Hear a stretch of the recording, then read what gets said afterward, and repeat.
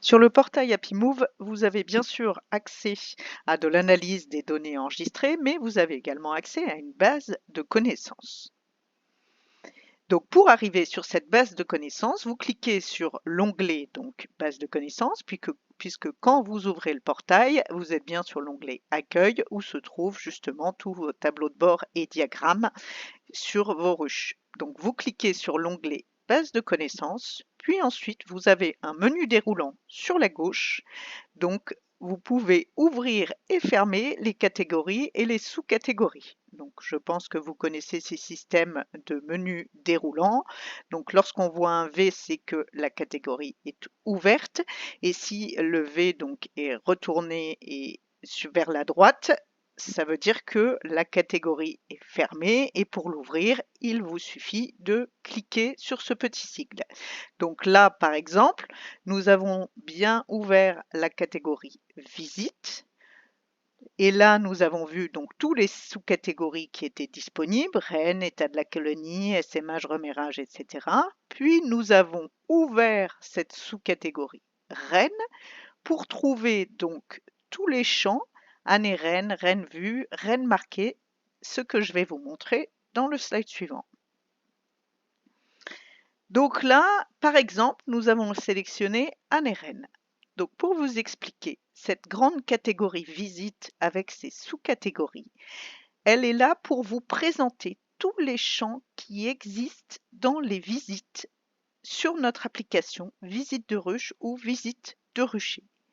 Et pour chaque champ, donc quand vous cliquez sur le champ, vous pouvez donc avoir toute l'explication où vous trouverez ce champ au sein de la visite, pourquoi ce champ est là, comment l'utiliser, à quelle période de la saison, etc., etc. Donc là, je vous montre un autre exemple de champ. Donc par exemple, dans État de la colonie, on peut aller voir le champ santé. J'en profite pour vous rappeler, n'oubliez pas de fermer éventuellement une sous-catégorie.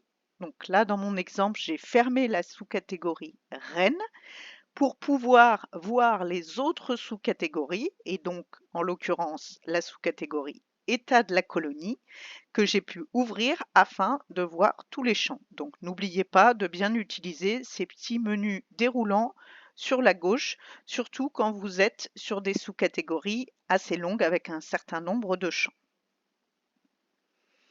Maintenant que nous avons vu la catégorie visite, je vous montre la catégorie FAQ. Donc la catégorie FAQ, ce sont donc toutes les questions-réponses assez fréquentes sur l'application. Et donc là, vous trouverez toute une série de réponses sur la visite ruche, la visite rucher, la reconnaissance vocale par exemple. C'est aussi à ce niveau-là d'ailleurs, c'est dans cet onglet reconnaissance vocale que vous pourrez cliquer sur un lien qui vous permettra de télécharger la liste complète de toutes les commandes vocales que l'on peut utiliser en reconnaissance vocale.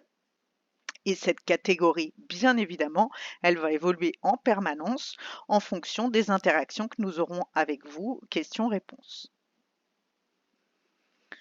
La catégorie conseil de saison. Donc cette catégorie conseil de saison, elle a deux sous-catégories. Affaires en ce moment. Et donc là, par exemple, nous vous montrons affaires en ce moment en février. Et une catégorie aussi alerte et actualité. Cette catégorie alerte et actualité sera nourrie par des retours qui nous seront faits par différents apiculteurs.